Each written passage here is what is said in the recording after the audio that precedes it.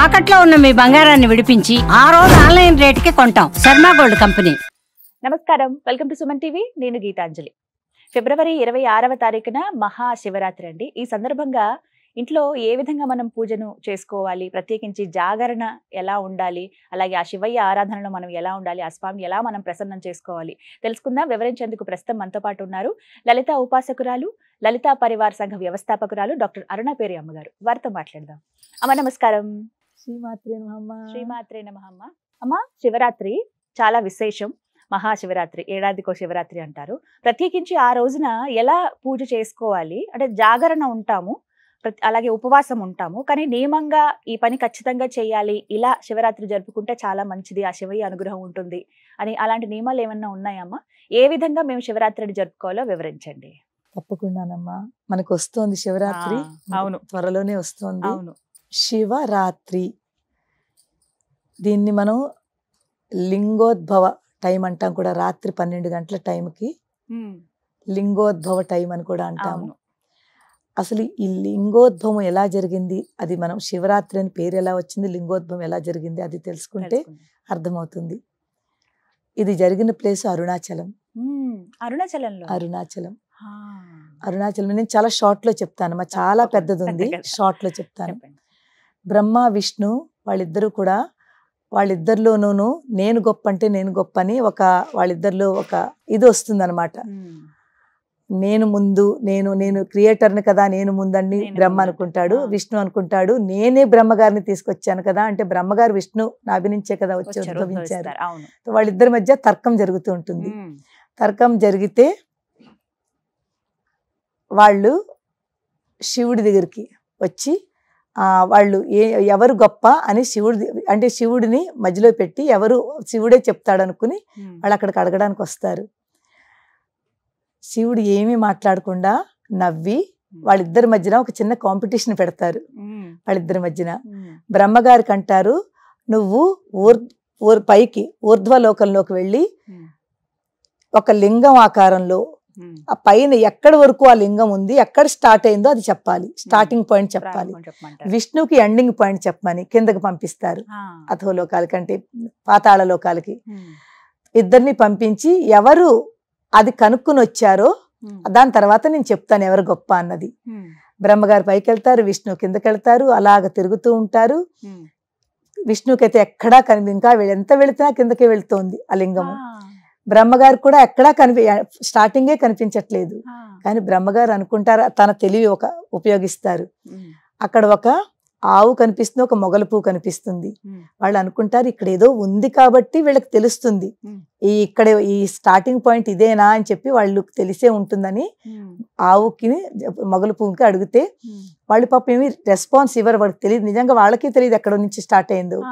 కానీ బ్రహ్మగారు వాళ్ళకి ఒక సజెషన్ ఇస్తారు, నాతోటి మీరు రావాలి, మీరు వచ్చి నేను వాళ్ళతో శివుడితో చెప్తాను, నేను చూశాను అని చెప్తాను, మీరు తల ఊపాలి, ఓకే అని ఒప్పుకోవాలి. బ్రహ్మగారు కదా వాళ్ళు అంటున్నారని అయితేనని మొత్తం ముగ్గురు వస్తారు. వచ్చిన తర్వాత శివుడు అడుగుతారు, నాయన స్టార్టింగ్ పాయింట్ కనిపించిందా అని. బ్రహ్మగారు ఆహా నేను చూశాను, ఇదిగో సాక్ష్యాలకి ఇద్దరు ఉన్నారు ఇక్కడ, మొగల పువ్వు ఉంది, వీళ్ళు సాక్ష్యం ఉన్నారు అని చెప్పి శివుడు వాళ్ళ కేసు చూసి మొగల పువ్వును నువ్వు చూసావా అంటే అది ఒప్పుకుంటుంది. ఆవును అడుగుతారు, ఆవు తల నుంచి ఓకే అంటుంది, తోక వెనకాల కాదు అంటుంది. వెనకాల తోక కాదని నో అని చెప్తుంది. అప్పుడు శివుడు బ్రహ్మగారికి శాపం ఇస్తారు, నువ్వు అబద్ధం చెప్తున్నావు, నీకు స్టార్టింగ్ పాయింట్ కనిపించలేదు, కానీ వీళ్ళిద్దరిని సాక్ష్యం తీసుకొచ్చి నువ్వు వీళ్ళ చేత కూడా అబద్ధం చెప్పించావు. అందు గురించి బ్రహ్మగారికి 5 తలలు ఉండేవి, 5 ముఖాలు ఉండేవి. అందులోంచి ఒక ముఖాన్ని కట్ చేసేస్తారు, 4 ఉంటాయి అనమాట, అందుకే చతుర్ముఖ బ్రహ్మ. అలాగా అక్కడ బ్రహ్మగారికి పనిష్మెంట్ దొరికింది. మొగల పువ్వు ఎంత వాసనమ్మా, ఎంత సువాసన ఉంటుంది, అక్కడ పెడితే దానికి పూర్తి రూమ్ అంతా స్ప్రెడ్ అయిపోతుంది. దానికి శాపము, నువ్వు పూజకు పనికిరావు, పూజకు పనికిరావు అని దానికి ఒక శాపము. ఆవుకి నీ పూజ ఎవరైతే చేస్తారో గోమాత కింద నీ ముఖం పూజ చేయరు, నీ వెనకాల పృష్ఠభాగానికి పూజ చేస్తారు. పృష్ఠభాగం కరెక్ట్ చెప్పింది, లేదు చూడలేదు అని చెప్పింది. అందు గురించి నీకు పృష్ఠభాగానికే పూజ అందుకుంటావు నువ్వు అని ఇలా అవుతుంది. రాత్రి అర్ధరాత్రి పూట ఒక లింగము అంటే ఆది అంతము లేని ఒక లింగోద్భవం ఏదైతే జరిగిందో అదే శివరాత్రి రోజున జరిగింది. అర్ధరాత్రి 12 గంటల తర్వాత లింగోద్భవం అంటారు దాన్ని. లింగం ఉద్భవించింది, తొలి లింగము ఉంది అనే ఒక ఆకారంతో లింగోద్భవ టైము లింగం ఉద్భవించింది. ఈ శివలింగము అంటే ఏమిటమ్మా అసలు? శివుడు అందుకు తర్వాత శివుడు ప్రతిమల కంట లింగములకి ఎక్కువ పూజ చేస్తారు. మిగిలిన దేవుళ్ళకి మూర్తులకి వాళ్ళ యొక్క మూర్తి ప్రతిమలకి పూజ చేస్తాం మనం, వాళ్ళ విగ్రహాలకి పూజ చేస్తాము. అమ్మవారైనా విష్ణువైనా రాముడైనా విగ్రహారాధన, కానీ శివుడికి లింగారాధన, దానికి ఎక్కువ ప్రాముఖ్యత. ఎందుకు తెలుసమ్మా? లింగానికి మీరు ఇది ఫ్రంట్, ఇది బ్యాక్, ఇది రైట్, ఇది లెఫ్ట్ అలా ఏం కనిపించదు. అంతా సమానమేవు, అంతా శూన్యములో ఉంది. అది అర్థం చేసుకోవడానికి లింగం అన్నమాట. ఇది కాలు, ఇది చెయ్యి, లేకపోతే ఇది ఇష్టు, అన్ని సమానమే. 4 దిక్కులు సమానమే. ప్రపంచం అంతా ఒకే శక్తిలో నడుస్తోంది. దానికి చెప్పడం గురించే ఆ లింగం అన్నమాట. ఆ లింగానికి మనం పూజ చేస్తాము. అంతా సమానమేను, సమానత్వము, అది ఒకటి. తర్వాత శివరాత్రి రోజునమ్మ ప్రతి వాళ్ళు చేసుకోవాల్సింది ఏమిటి? ఉపవాసం ఎందుకు ఉండాలి? ఉపవాసము అంటే ఏమిటి? ఉపవాసము దేవుడికి దగ్గరగా ఉన్నదాన్నే అంటే దగ్గర, వాసము అంటే ఉండడం. భగవంతుడికి దగ్గరగా ఉండి భగవత్ నామస్మరణ చేసుకుంటూ రోజంతా గడపడము. భోజనం దగ్గరికి వచ్చేసరికి మనం ఉపవాసం రోజున ఎంత తక్కువ తింటే మన దైవం మీదకి దృష్టి వెళుతుంది. అందుకు చేస్తారమ్మా. రోజంతా తినేసి మనం దేవుని తలుచుకుంటుంటే మనకు భోజనం మీద మిగిలిన వాటి మీదగా ఎక్కువ దృష్టి వెళుతుంది. మీరు ఒక్కసారి మీరు ఎప్పుడైనా నేను మన ఏకాదశి ఉపవాసము ఏ రోజైనా ఉపవాసం చేస్తే 2 రకాలు. ఒకటి సైంటిఫిక్ గా కూడా చాలా మంచిది, ఆధ్యాత్మికంగా కూడా చాలా మంచిది. మన దృష్టి అంతా కూడా ఇంకా ఇవాళ ఏం వండాలి, ఏం తినాలి, ఇవేమి లేకుండా ఇంకా భోజనం మీద దృష్టే వెళ్ళదు. మనం కాస్త ఉన్న టైం అంతా కూడా దైవనామస్మరణ చేసుకుని మంచి పనులు చేస్తాము. ఉపవాసం ఉన్నప్పుడు మనసు ప్రశాంతంగా ఉంటుంది కదమ్మా. ఈ ప్రశాంతత ఇలాగ ఉన్నప్పుడు మనం చేసి ప్రతి పని చాలా మంచి పని చేస్తాం, మంచి కర్మలు చేస్తాము. మంచి కర్మలు చేసి మంచి పనులు చేస్తుంటే ఇందులోనే ఆ భగవంతుడు ఉన్నాడు. భగవంతుడు అనేది ఇక్కడ అక్కడ కాదు, అంతే కదా, ప్రతి అంశంలోనూ ఉన్నాడని, ప్రతి దాంట్లోనూ ఉన్నాడు.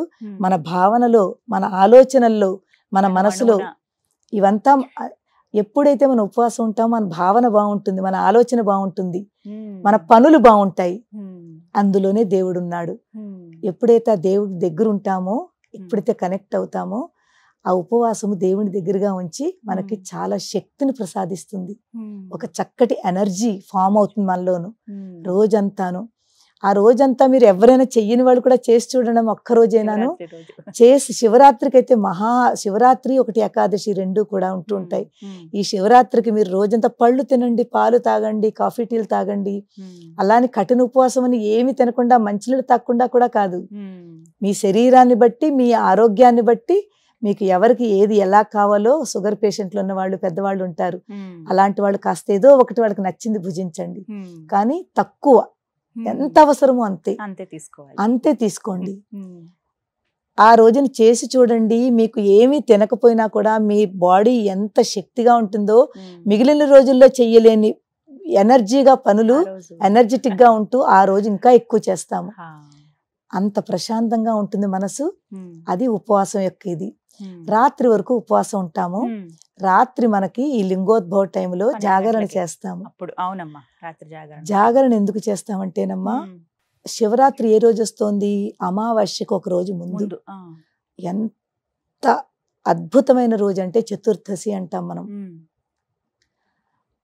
శక్తులు ఏదైతే ఉంటాయనమ్మా, రోజంతా కూడా మనకి ఈ శక్తి స్వరూపాలు ఏదైతే తిరుగుతాయో, చీకటి శివరాత్రి అంటే అమావాస్యకు ఒక రోజు ముందు అంటే ఒక చీకటి ఉంటుంది, అంధకారము. అంధకారం అంటే రాత్రిపూట ఏమిటి ఉంటుంది, కామ్గా ఉంటుంది, ప్రదేశం అంతా కూడా చాలా కామ్గా, అందరూ నిశ్శబ్దంగా ఉంటుంది. నిశ్శబ్దంగా ఉన్నప్పుడు ఈ శక్తులు ఏవైతే ఉంటాయో ఆ శక్తులు యాక్టివేట్గా ఉంటాయి. అమావాస్యకు ఒక రోజు ముందు, ఈ శివరాత్రి రోజుని ఆ శక్తి స్వరూపాలు కూడా అలా చాలా యాక్టివేట్గా ఉంటుంది. ఎప్పుడైతే మనం జాగరణ చేస్తామో, ఉపవాసం ఉండి జాగరణ చేసి రాత్రి 12 వరకు 12:30 వరకు ఉంటామో, ఆ శక్తి ఎనర్జీ, శక్తి అంటే ఎనర్జీలు, ఆ ఎనర్జీలంతా కూడా మన లోపలికి వచ్చి మనని ఆ శక్తివంతంగా చేసి మనకు తెలియని ఒక మహాశక్తి మన లోపల ఫామ్ అయిపోతుంది జాగరణ చేస్తే. ఎందుకంటే తెలివిగా ఉంటాము. ఒకటి రాత్రి ఆ ప్రశాంతతలో ఉన్న శక్తులన్నీ కూడా మన లోపలికి చోటు చేసుకుంటాయి. ఇప్పుడు పూర్తి చీకటి ఉన్నప్పుడు ఒక్క చిన్న దీపం వెలిగించండి, మనకు ఎంత కాంతివంతంగా, ఎంత ప్రకాశము. ఆ శక్తులు మనలో ఆ ప్రకాశ రూపంలో ఒక జ్ఞానోదయం మనకు జరుగుతుంది. మనలో ఉన్న జ్ఞానము ఇంకా మనం పెంచుకుంటున్నాము. ఒకటి ఉపవాసము, 2 దైవనామస్మరణ, 3 మంచి భావన, మంచి పనులు, మంచి ఆలోచనలు. ఇవన్నీ కలిసి రాత్రి ఎప్పుడైతే ఈ శక్తి స్వరూపాలు మన లోపలికి తీసుకుంటున్నామో అది మనకి ఎంత, మన శరీరానికి చాలా చాలా మంచి జరుగుతుంది. చాలా ఆనందంగా ఉంటాము. తర్వాత దైవీపరంగా దేవనామస్మరణ చేసుకుని శివుడికి దగ్గర అవుతున్నాము, ఎంతో దగ్గర అవుతున్నాం. ఆ లింగోద్భవ టైంకి మనం ఉన్నాము అంటే ఆ లింగోద్భవం యొక్క దర్శనము మనం చేసుకుంటాం. అందుకే వేద మంత్రాలతోటి మనం రుద్రం అది చదువుకుని అభిషేకాలు. ఎందుకంటే మంత్రశక్తి ఆ టైంలో మంత్రాలకి చెప్పాం కదా, ప్రశాంతతగా ఉన్నప్పుడు ఆ మంత్రశక్తులు 10 times పెరిగిపోతుంది. ఈ మంత్రాలకు ఉన్న శక్తి 10 times పెరిగిపోతుంది. నార్మల్గా డే టైంలో చేసిన దానికి ఈ రాత్రి శివరాత్రి రోజున రాత్రిపూట చేసిన దానికి మనం చేసిన మంత్రం, ఒక్క మంత్రం చదివినా, ఒక్క స్తోత్రం చదివినా, ఒక్క స్తుతి చదివినా 10 times దాని యొక్క ఎనర్జీ, దాని శక్తి పెరుగుతుంది. ఆ శక్తి మన ఇంట్లోనూ ఎక్కడ చేస్తున్నామో ఆ ప్రదేశంలోనూ మన లోపలికి డైరెక్ట్ ఫామ్ అవుతుంది. అంత ఎనర్జీ ఉందమ్మా, అంత శక్తి ఉంది, అంత ప్రాముఖ్యత ఉంది శివరాత్రికి. చాలా విశేషంగా, చాలా విశేషం అమ్మా. ఆలయాలకు వెళ్ళిపోతూ ఉంటారు, ఆలయాలకు వెళ్ళిపోతూ ఉంటారు. అవును, అక్కడ ఇంకా రుద్రం అవి చదువుతారు కాబట్టి ప్రతిధ్వనిస్తూ ఉంటుంది. నిజంగానే మనం ఎంత ప్రశాంతంగా ఉండి మనం ఎలా చదువుకుంటామో, సాధన ఒకవేళ ఏమీ చేయకపోయినా కనీసం ఒక అరగంట సేపైనా మౌనంగా ఉండి ఏదో ఒక మంత్రము, ఏ మంత్రమైనా, ఏ మంత్రం రాకపోయినా శ్రీమాత్రే నమః, ఓం నమ శివాయ, ఓం నమ శివాయ, లేకపోతే హరే కృష్ణ కృష్ణ కృష్ణ హరే హరే, హరే రామ రామ రామ హరే హరే, ఏదో ఒకటి పట్టుకోండి అమ్మా, చిన్నది పట్టుకోండి. 10 నిమిషాలు ప్రశాంతంగా మీరు రాత్రిపూట కూర్చోండి. అదే ఒక పెద్ద గొప్ప పూజ. మరి గంటలు కాకపోయినా ఒక 10 నిమిషాలైనా చేసుకుంటే చాలు. మనస్ఫూర్తిగా ఎక్కువ మీరు దానికి రూల్స్ అండ్ రెగ్యులేషన్స్ ఏమీ పెట్టుకోవద్దు. ఇలాగే చెయ్యాలి అస్సలు కాదు. భక్తితో ఉండండి. పూజలు చెయ్యాలి, ఇన్ని పుష్పాలు పెట్టుకోవాలి, అవన్నీ కూడా కాకుండా మీరు ఎక్కడో అక్కడ కూర్చోండి. దేవుడి రూమ్లో కూర్చోకపోయినా పర్వాలేదు, ఎక్కడో ఒక చోట కూర్చుని ఆ దైవనామస్మరణ చేసుకుంటూ ఏదొస్తే చదువుకోండి. ఒక అరగంట సేపు శివయ్య గురించి మీరు టైం స్పెండ్ చేయండి, అంతే.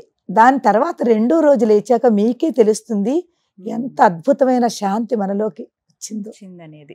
ఈ విధంగా శివరాత్రిని జరుపుకుంటే చాలా బాగుంది, చాలా మంచిదమ్మా. చాలా చక్కగా వివరించారమ్మా. నమస్కారం. శ్రీమాత్రే నమః.